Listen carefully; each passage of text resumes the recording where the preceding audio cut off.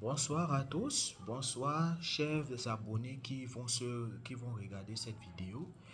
Je me nomme Niamsi Frank et je suis étudiant en master 2 de comptabilité financière et fiscale.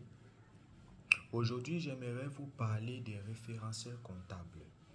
Dans les référentiels comptables, en fait, le référentiel, c'est quoi? C'est ce qui te permet de te renseigner sur une chose. Donc, du mot référentiel est écrit référence. Et dans cette référentiel, je vais beaucoup plus parler sur les référentiels comptables qui sont par exemple, nous avons l'IASB, nous avons l'IFRS, nous avons l'IAASB et nous avons bien sûr l'IAS. Et maintenant, ce qui concerne le domaine de la comptabilité, bien sûr, nous allons beaucoup plus parler de IAS. IAS signifie simplement International Accounting Standard, c'est-à-dire quoi en français tout simple, c'est comptable, c'est norme comptable internationale. Et dans cette IAS, il y a quatre catégories de choses dont nous devons parler. Nous avons l'IAS 16, l'IAS 2, l'IAS 38 et l'IAS 36. Bon, l'IAS 36, généralement, ça parle beaucoup plus de la dépréciation. Mais en français simple, on peut parler d'amortissement. L'IAS 16, elle consiste pour les immobilisations corporelles. L'IAS 2 parle beaucoup plus des stocks. Et l'IAS 38 parle maintenant des immobilisations incorporelles.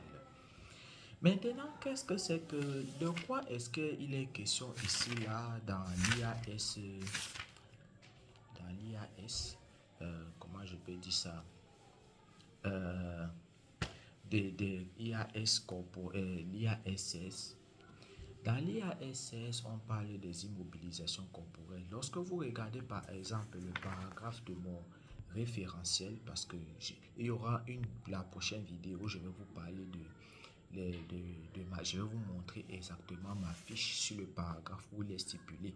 Ça parle beaucoup plus de paragraphe 1 et 6 de l'IASS. Et on dit dans cette IAS-là que les immobilisations corporelles, en fait, sont beaucoup plus affectées par ce que par les investissements et comment est-ce qu'ils peuvent rapporter au futur. Donc, c'est juste un briefing, en fait. Donc, dans la prochaine vidéo, je vais vous parler exactement de tous ces détails-là. Je vais décortiquer un par un. Sur ce, bonne soirée à tous et je suis ravi d'avoir pu partager un peu plus ma petite connaissance, même si elle n'était pas si profonde et basique. Mais à la prochaine vidéo, je vous promets de bien plus exprimer tout ce qu'il y a à savoir à propos de la référentiel comptable, c'est-à-dire l'IASS. Sur ce, à plus.